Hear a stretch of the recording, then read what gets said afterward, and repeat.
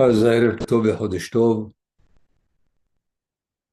הלימוד שלנו להצלחת חיילי צבא הגנה לישראל, שילכו לשלום, שיחזרו בשלום, ויהיו תמיד בשלום, ושם ייתן ישועת ישראל על ידם, ולפצועים משלחה רפואה שלמה, יחזרו לאיתנם הראשון, לביתם, למשפחתם, לפעילותם, ולחטופים ולשבויים, ייתן האל כוח סבלנות ואמונה, ויחזירם גם לביתם שלמים ובריאים, ולנופלים השם ייקום דמם, ותהיה נפשם צרורה בצרור החיים.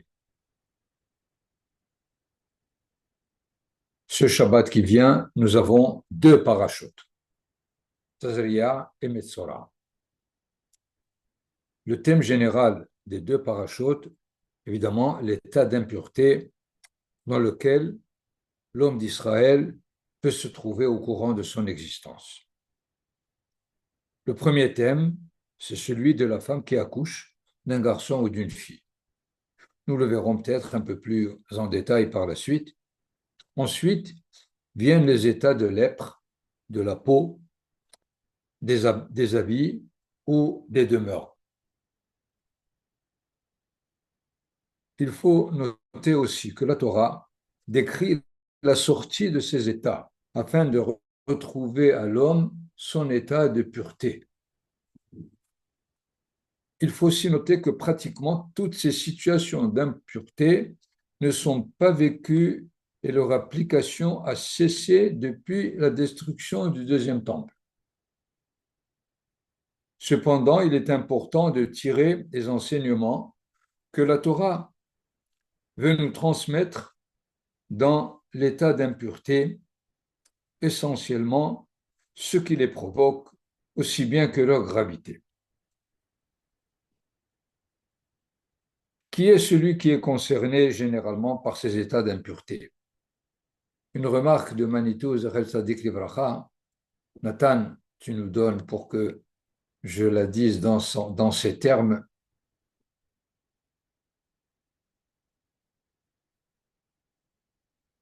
Un peu plus loin, un peu plus haut, encore. Voilà. Manitou nous dit, dans les cultures contemporaines, finalement, le principe dominant est tout est pur pour les purs. Alors que pour la Torah, tout est impur pour les purs. C'est exactement l'inverse. Pourquoi? Plus on avance, plus on est vulnérable dans le projet de sainteté et plus on est vulnérable à l'impureté. Un non-juif ne peut pas être impur parce qu'il n'est pas concerné par le projet de la sainteté. Ensuite, pourquoi tous ces états d'impureté ne concernent plus notre époque depuis la destruction du premier temple? Nous avons un texte de Maïmonide qui est à la fin des halachot concernant l'impureté de la lèpre. Nathan, donne-nous le texte un peu plus haut encore.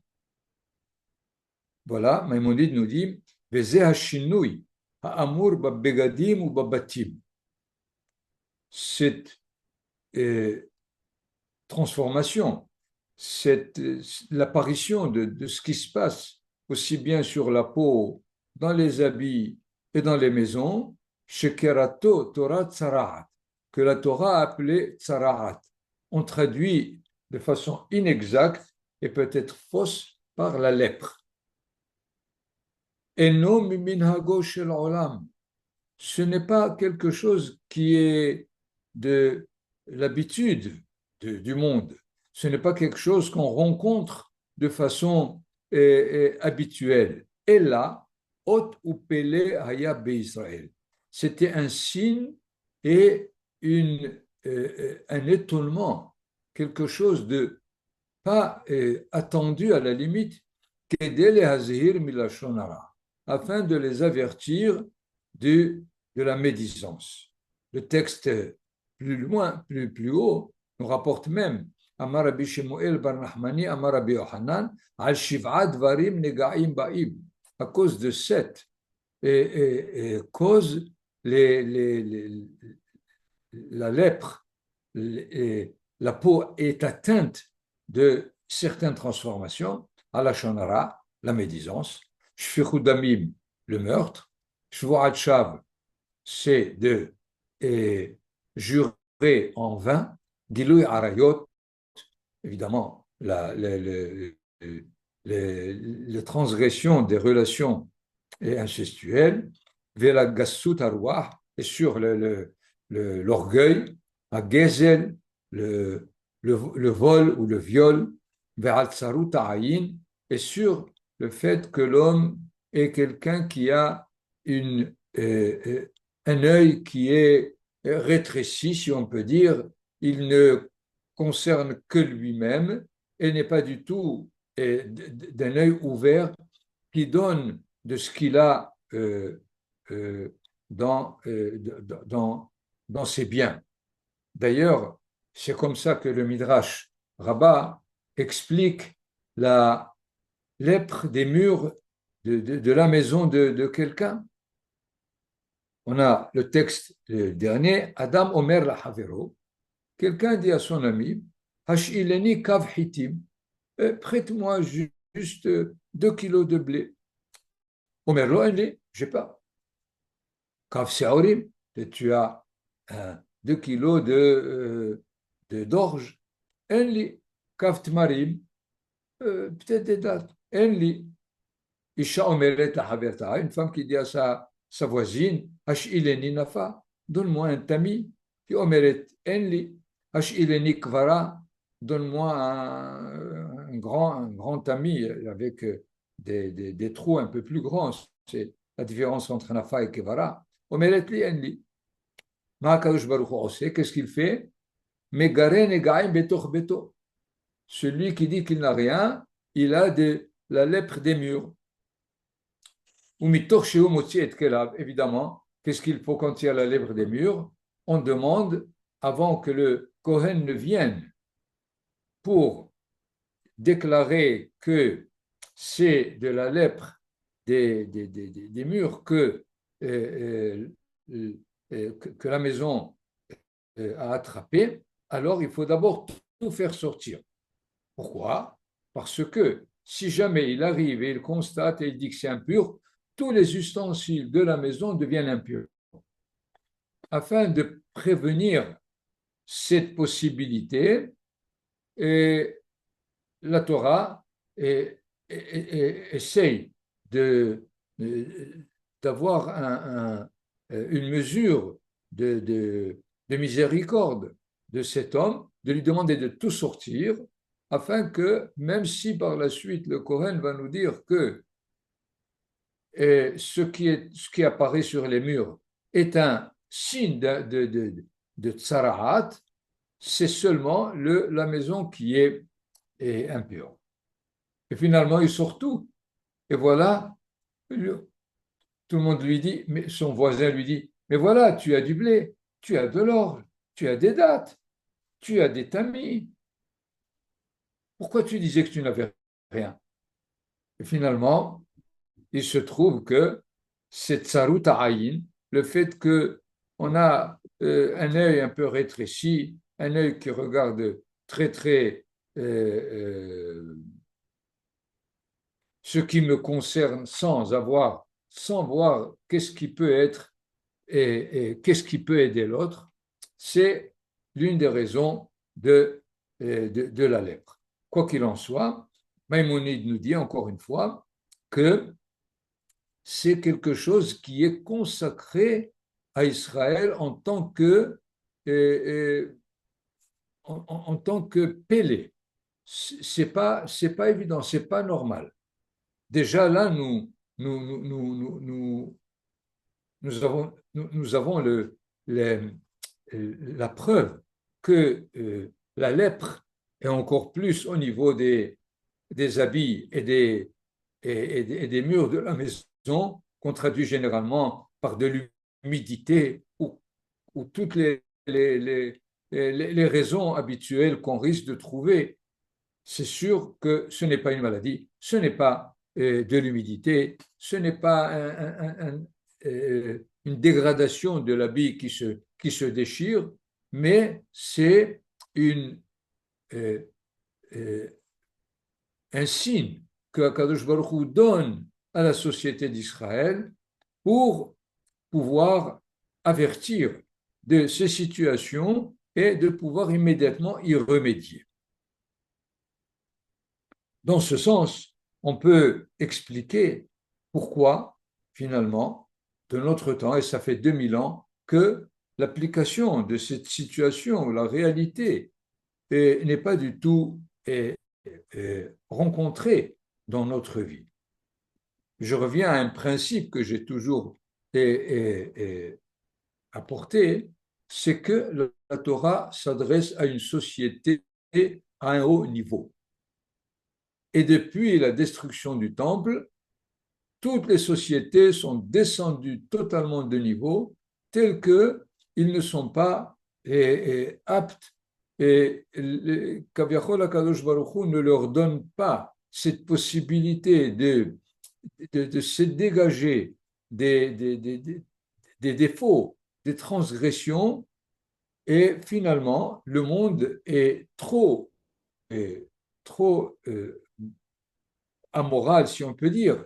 Je ne vais pas dire quand même immoral, mais il y a quelque part une perte de la valeur des vertus, telle que toutes ces lois de l'impureté ne concernent plus la société actuelle.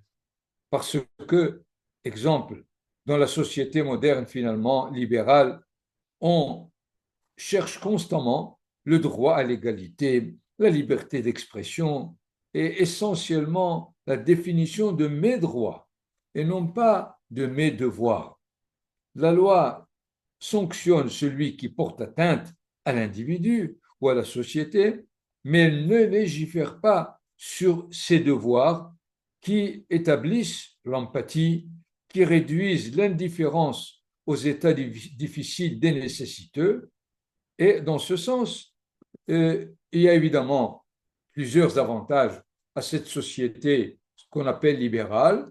L'homme est beaucoup plus est moins contraint dans la vie par, la, la, par les dictateurs, par les despotes qu'il risque de rencontrer. Et finalement, cette liberté lui apporte quand même la sensation d'une responsabilité.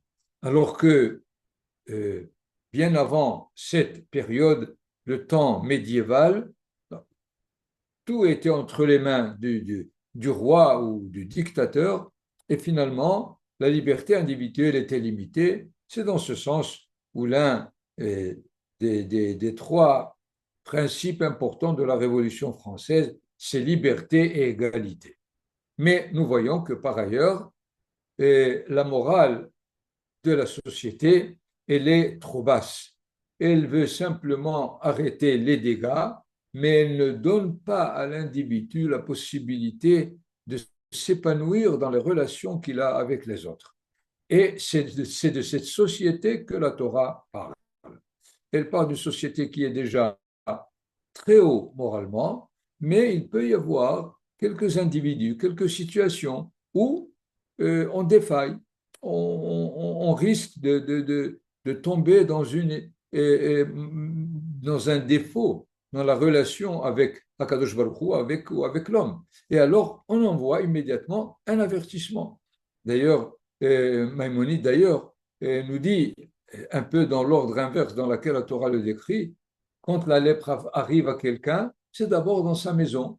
On ne touche pas ni à ses habits, ni à sa peau. Il n'y a aucun doute.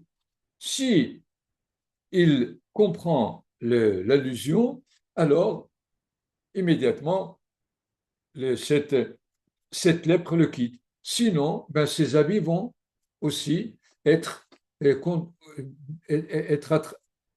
concernés par cette lèpre.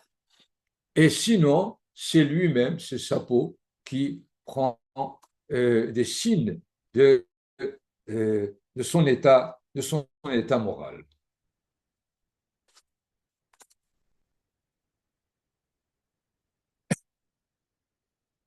Finalement, il faut aussi ne pas comprendre ces notions à travers les traductions et les définitions derrière des situations similaires parce que la tsaraat, ce n'est pas la lèpre. Pourquoi? La lèpre, c'est une maladie. La tsaraat n'est pas une maladie. Quelles sont quelques indications qui nous disent, qui nous certifient selon la halakha pour comprendre la différence entre la tsaraat et la lèpre? Si la lèpre était une maladie, on ne s'adresse pas au Kohen, on s'adresse à un médecin, tout simplement. Puisque le Kohen, qu'est-ce qu'il dit? Il constate, il diagnostique qui a la lèpre, mais il ne donne aucun médicament. Il, il propose et il demande d'ailleurs à celui qui l'a attrapé de se retirer pendant une semaine en dehors du camp d'Israël. Ce n'est pas du tout la quarantaine d'une maladie contagieuse. D'ailleurs, la tsaraat de la Torah n'est pas contagieuse. Pourquoi? La halakha nous dit, hasve halila, euh, des mariés où l'époux ou l'épouse, le premier jour de leur mariage, ils ont eu des signes de lèpre. Alors on leur dit, n'allez pas chez le Kohen, n'allez pas chez le Kohen, parce qu'il va vous dire que vous êtes impur, vous allez vous séparer. Non, restez les 7 jours du michté, et après, vous irez. Mais si c'est contagieux, c'est dangereux qu'il reste encore pendant 7 jours sans traiter la lèpre. Plus encore, ce n'est pas seulement pour des jeunes mariés, des 7 premiers jours, mais n'importe quel Ben Israël qui a attrapé alors que c'est la fête, Pessah, Sukkot. On lui dit de ne pas aller chez le Kohen. Ce n'est pas pour l'instant. D'abord, reste et sois bien content de la fête, et ensuite, après la fête, tu pourras aller. Donc, il est clair et net que la lèpre, ce n'est pas une maladie, comme on a des fois l'impression que la Torah s'occupe de ce dévoilement au niveau de la peau et elle veut éloigner pour ne pas qu'il y ait contagion. Alors pourquoi l'éloigner, finalement?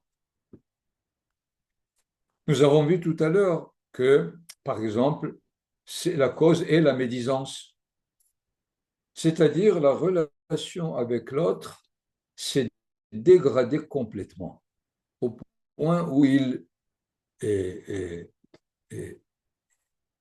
fait que la relation humaine commence à se, euh, se dégrader, et dans ce sens-là, on lui demande de se retirer, de prendre un instant de recul, d'essayer de faire une révision de sa relation, parce que tant qu'il est avec les autres, il n'est pas occupé à, à s'intérioriser, si on peut dire, à essayer de savoir qu'est-ce qui fait que il est arrivé à cette situation. Donc, le fait de le retirer de la société, c'est pas pour qu'il ne contamine pas les autres, mais c'est pour qu'il puisse revenir à lui-même, tout simplement. Quand on est complètement, et si on peut entre guillemets, désœuvré et tout seul, l'idée première est de se mettre à nous rappeler quels sont nos amis, pourquoi on est mieux chez celui-là ou chez un autre, et faire une sorte d'introspection qui provoque probablement finalement un bon retour, et à la limite, la lèpre quitte et le Cohen lui dit, tu as fait un bon travail, maintenant tu peux retourner chez toi. D'ailleurs, la Torah nous dit, dès que celui qui a attrapé la tsaraat est guéri, il arrive au Beth Amikdash. Qu'est-ce qu'il a fait au Beth Amikdash? Mais s'il était malade, on l'amène au sanatorium, où on lui dit retourne chez toi, tu vas prendre un peu de repos. Qu'est-ce qu'il vient faire au Beth Amikdash? Qu'est-ce que ça veut dire? C'est que on a compris qu'il a fait tellement un bon travail qu'il mérite de recontacter le monde de la sainteté. Et évidemment, à l'intérieur de tout ce qu'il apporte, des sacrifices et de tout ce que le Cohen lui fait faire, il a beaucoup d'enseignements, il y a beaucoup de signes qui lui donnent comme charge la possibilité de progresser dans le travail qu'il a pu faire pendant les 7 jours ou les 14, ça dépend combien de temps il en a besoin, de cette d'avoir contracté cette lèpre. Essayons maintenant de comprendre que peut être la définition d'impureté. Qu'est-ce que c'est? Qu'est-ce que c'est que cet état? Comment on attrape, si on peut dire, les situations d'impureté? Il faudrait remarquer que les différents niveaux du monde matériel sont sujets à l'impureté dans un processus croissant, en allant de l'inerte au vivant parlant, c'est-à-dire en hébreu, domem, tsomeach, hay et medaber. L'inerte, le végétal, l'animal et l'humain. Nous savons que le monde inerte n'est pas du tout sujet à l'impureté. Une pierre ne peut jamais ni être impure, ni contacter, ni transmettre une impureté. Évidemment, si le monde inerte, par exemple, un bout de bois, il ne peut pas. Il est neutre. Si l'homme en fait une table ou un instrument quelconque, ce qu'il fait, étant donné qu'il est le produit du travail humain, risque de contacter, d'être impur, mais pas lui-même la cause de l'impureté, ce que l'on va voir, par exemple, chez l'animal. Là aussi, l'animal, tant qu'il est vivant, il n'est pas impur. Il ne peut pas contacter un, comment dire, un chat de gouttière complètement sale n'est jamais impur. Mais un chat de salon mort, il est source d'impureté. Donc, c'est sûr que l'impureté n'est pas du tout une idée de malpropreté. C'est le fait que la relation de l'homme avec ce qui l'entoure ou avec lui-même risque de provoquer une chute de niveau de vie et traduit ce que la Torah veut appeler impureté. D'ailleurs, Avi Avot Atuma, ce qu'on appelle le principe le plus haut de l'impureté, c'est évidemment l'homme mort, le décès. Étant donné que la rencontre, le rapport qu'on a avec cette situation trouble, introduit une certaine gêne, et donc le niveau de vie dans lequel l'individu se trouve n'est pas le plus haut pour pouvoir aborder la sainteté, la notion de sainteté, la réalité de la sainteté. Donc, nous voyons plus on, on croit de l'inerte jusqu'à l'homme parlant, le risque, la vulnérabilité de l'individu va tout en croissant. D'ailleurs, si on prend l'homme dans un certain niveau d'impureté, il peut la transmettre au niveau de ses affaires. Par exemple, l'homme qui a attrapé la tsaraat, s'il dort sur un lit, le lit devient impur. Si quelqu'un dort après lui dans ce lit, il est impur, pas au niveau du lépreux, évidemment, mais si le lépreux a besoin de 7 jours ou de 14, celui qui a dormi sur son lit, un jour, et il se sépare et il quitte l'état d'impureté. Nous voyons que la, ces états d'impureté sont la notion d'une baisse de l'intensité de vie qui risque d'être concerné par l'homme qui peut se trouver dans ces états. De toutes les façons, la Torah nous donne le moyen, le chemin par lequel on quitte l'état d'impureté.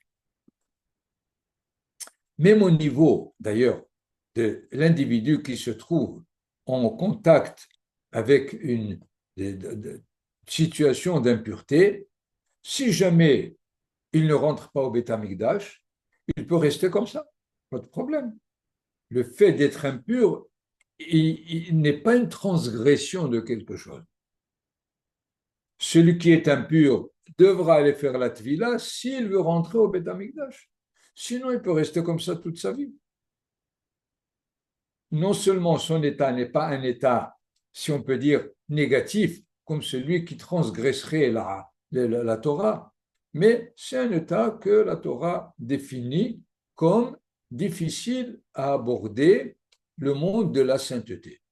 Et plus on évolue du monde de la sainteté, ce qui était pur pour un niveau plus bas devient un état d'impureté pour le niveau d'en haut. Si nous prenons par exemple la trouma donnée au Kohen et la dîme que l'on prend pour aller au Beth Amikdash et consommer les fruits de la dîme, c'est deux niveaux.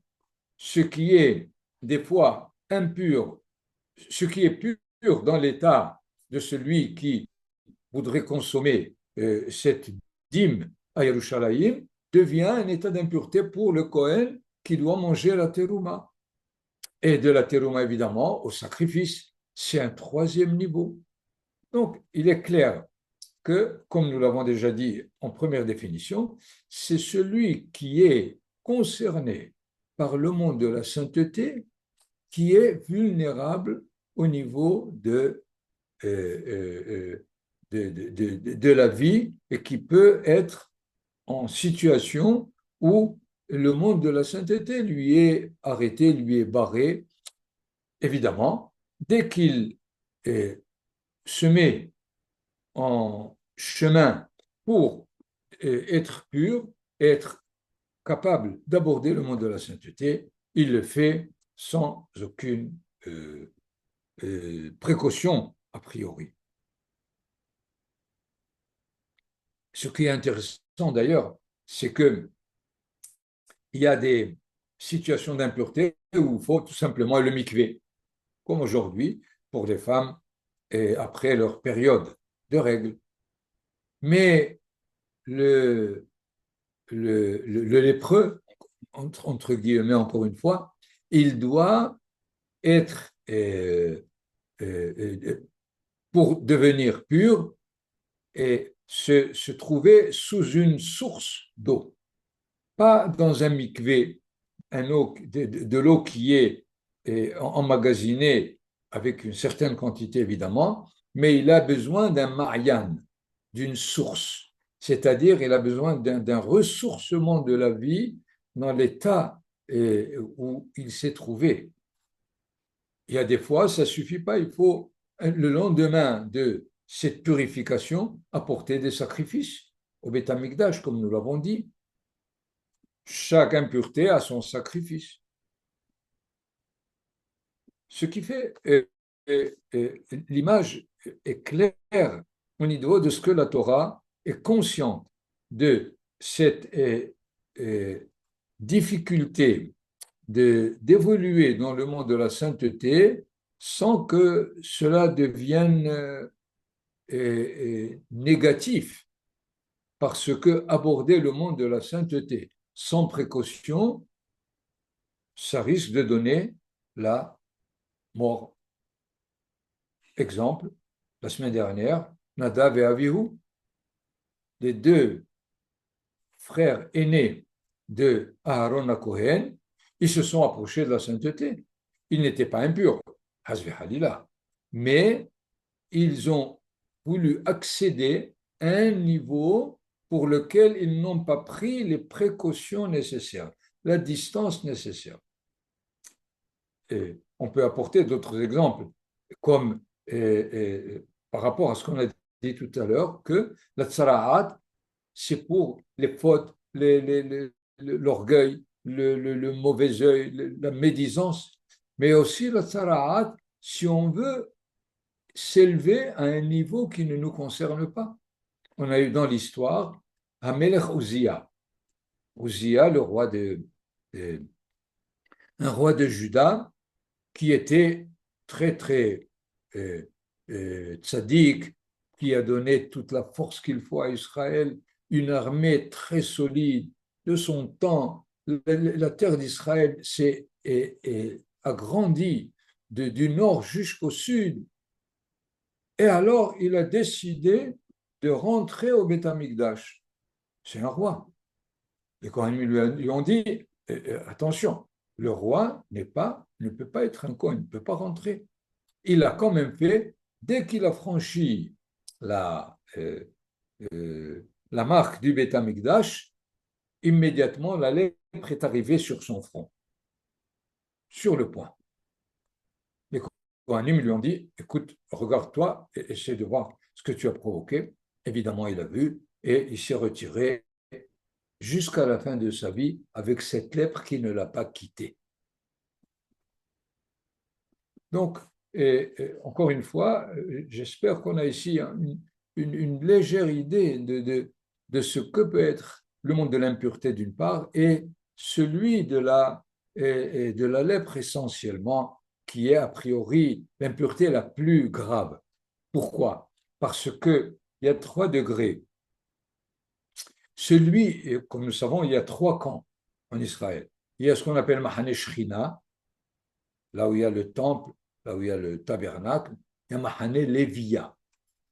C'est la tribu de Lévi qui entoure le temple lui-même. Et il y a Mahane Israël, c'est-à-dire tout ce qui est Eretz Israël, si vous voulez, ou là où les enfants d'Israël habitent entourés de murailles, dans des villes. La Torah nous dit, celui qui a eu contact avec le mort, il peut se trouver dans Mahane Léviya ou Mahane Israël. Il lui interdit simplement le Mahane Shechina. Celui qui a contacté l'impureté au niveau des semences qui peuvent le quitter, lui, il quitte aussi Mahane Léviya, mais il peut rester dans Mahane Israël.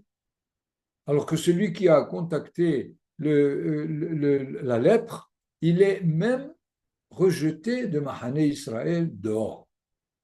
Voyons donc déjà ici une gradation au niveau de l'espace, de là où le Kohen, où celui qui a attrapé la lèpre, ou celui qui a attrapé un état d'impureté peut se trouver.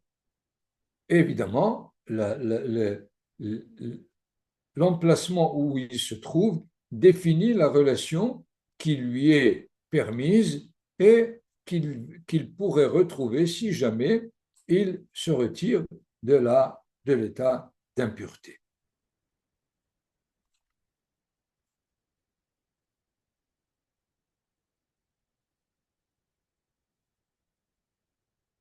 Je vais essayer, malgré cela, d'aborder un peu le premier sujet d'impureté qui est très complexe, très délicat, c'est la femme qui accouche.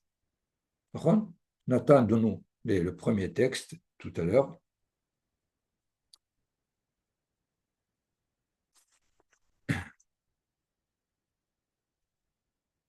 Voilà donc, la paracha de Tazria commence dans le chapitre 12.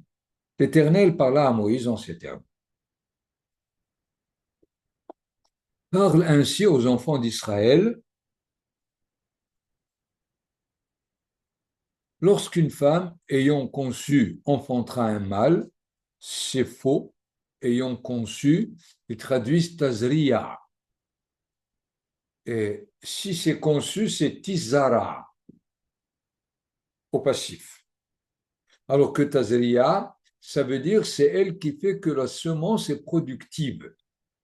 Elle donne la possibilité aux zera, à la semence, de se produire. Donc c'est exactement l'inverse.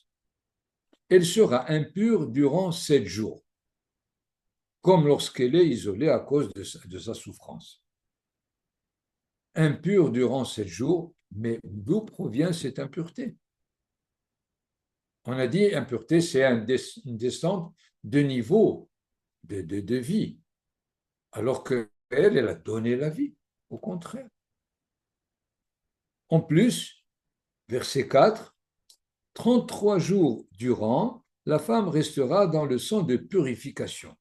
Elle ne touchera rien de consacré, elle n'entrera point dans les lieux saints, que les jours de sa purification ne soient accomplis.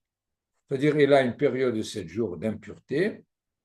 C'est une impureté qui donc interdit les relations intimes, mais immédiatement, 33 jours, elle est pure pour ses relations, mais ne peut pas accéder au Beth Amikdash, ni de manger de la trouma ou autre chose.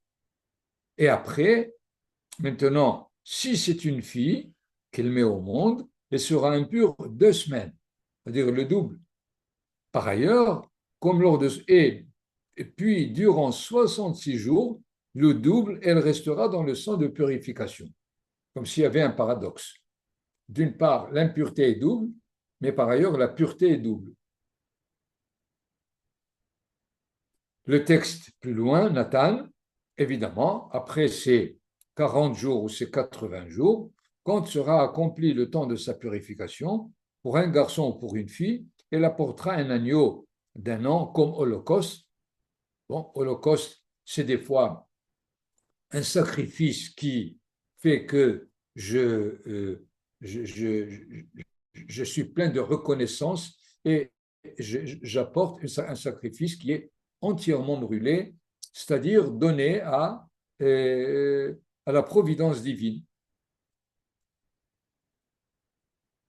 Mais une jeune colombe ou une tourterelle comme expiatoire. Expiatoire, quelle est sa faute? Pourquoi? Donc, on ne comprend pas d'une part l'impureté, et par ailleurs, plus encore, quand tous les jours sont passés, elle est même en faute. Donc, deux éléments très difficiles dans le cas de la femme qui accouche. Il semble que, à mon avis, j'ai vu dans l'Internet les effets seconds après l'accouchement, il paraît que 80% des femmes se trouvent dans un état psychique très, très délicat, très difficile. Peut-être parce que déjà pendant 9 mois, elle a donné la vie à son nouveau-né, et voilà du coup, l'embryon la quitte et elle n'est plus capable de donner encore de la vie à ce qu'elle a donné jusqu'à présent. C'est une sensation délicate et la Torah en est consciente. Encore une fois, de ce que j'ai pu lire, il y a des fois même des situations d'ikaon, de dépression. Et la Torah étant consciente de ces situations possibles, elle considère que c'est un état délicat, psychique, qui définit l'état d'impureté. Mais évidemment, dès que cet état est passé, après les 7 jours, elle reprend donc sa vie normale et même des écoulements ne sont plus capables de la rendre impure pour son mari, mais et pour le contact avec le monde de la sainteté, elle a besoin encore de 33 jours ou de 66 jours. Pourquoi pour la femme et pourquoi pour la fille et le temps d'impureté est 2 jours, 14 jours, c'est-à-dire 2 semaines. Il semble que le fait d'avoir donné un garçon, c'est celui qui est plus tard capable de donner encore de la possibilité de la vie, alors que la fille, elle arrive comme quelqu'un qui reçoit. Qui est-ce qui est plus en potentiel euh, dans le sens du don, c'est évidemment le mâle. Mais par la suite, qui est-ce qui va concrétiser le potentiel? C'est Davka, la fille. Donc, le temps de pureté sera double. Nous avons donc ici ce balancement, si je peux dire, entre le potentiel et ce qui est effectif. Si au niveau du potentiel, c'est le garçon qui n'a que 6 jours, 7 jours d'impureté et 33 de pureté, au niveau de la fille, c'est à l'inverse. Au début, parce qu'elle arrive comme quelqu'un qui reçoit, mais à la fin, c'est elle qui concrétise tout le potentiel. Donc, elle a droit à tant de possibilités, à 66 jours d'état de pureté. Il nous reste évidemment le sacrifice expiatoire. Quelle faute elle a fait? Finalement, il faut se rendre compte que l'arrivée de n'importe quelle nouvelle vie, qu'il soit garçon ou fille, c'est aussi la possibilité, à cause du libre arbitre, à cause de l'autonomie, la possibilité de transgresser, de trébucher, d'aller contre l'idée de la Torah. Il y a donc une sorte, comme si la mère a apporté une possibilité de faute, même si c'est par inadvertance.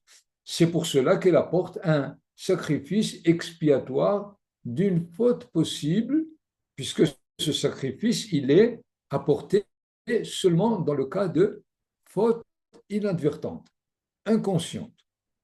Et ceci, finalement, va l'aider à être consciente de l'éducation qu'elle doit donner à ce nouveau-né pour mieux le préparer pour la vie, dans une vie beaucoup plus morale, moins de transgression. Et c'est dans ce sens que les commentateurs ont essayé d'expliquer ces légères différences entre le mâle et la femelle, et par ailleurs, là, les sacrifices qu'elle doit apporter. Voilà rapidement ce qu'on pourrait dire, au moins de ce qu'on peut tirer de ce que la Torah veut nous enseigner à propos de ces états d'impureté.